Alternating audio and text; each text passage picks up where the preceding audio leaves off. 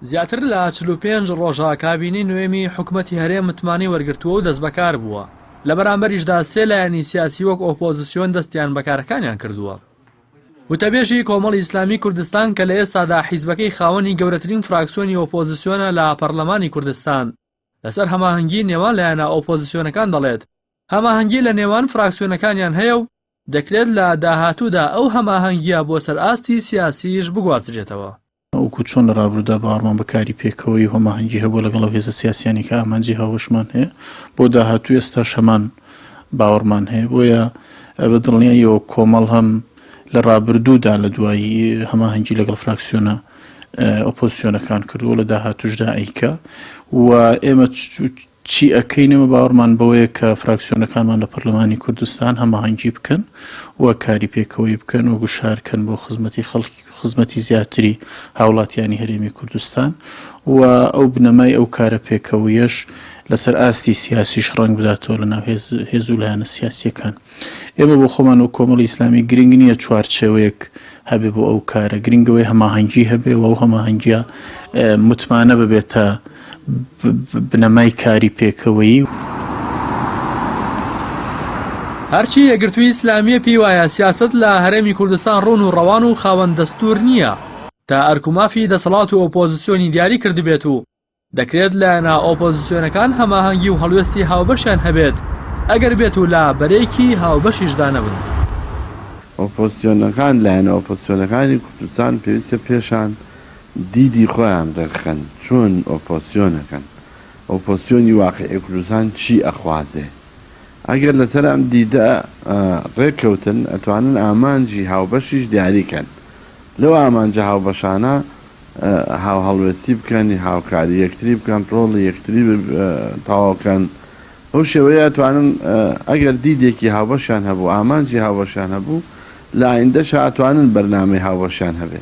بەڵام ئێستا هەرکەس بە دیدێکەوە هەرکەس بە جۆرێک لە تێڕوانین و جیهانبینی خۆیەوە مامەڵاکە بۆیە نەیانتوانیوە ئەگەر چی خۆی واقعەکەی واقعی هەرێمی کوردستان وی واقعێکی سەقامگیری دەستوری سەروەری یاسای حکوومەتێکی موسساتی بەم شێوەیە نییە.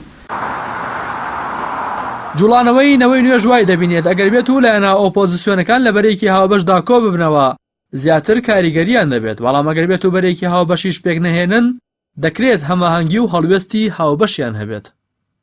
لە کوردستانە پێویستە کات بەرەیەکی ئۆپۆزیسیۆنی فراوان هەبێ لەو حیزب و جوڵانەوانی کەوا تاو کوردستانە چونەتە ناو دەسەڵاتی حکومڕانیەوە لە هەرێمی کوردستان.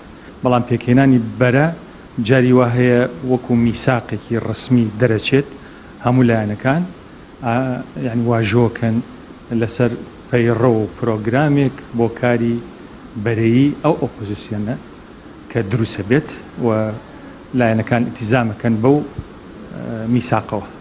بەڵام جاری وا هەیە هەماهەنگی دروست بێت بەبێ ئەوەی بچن ناو بڵێن میساقێکی فەرمیەوە.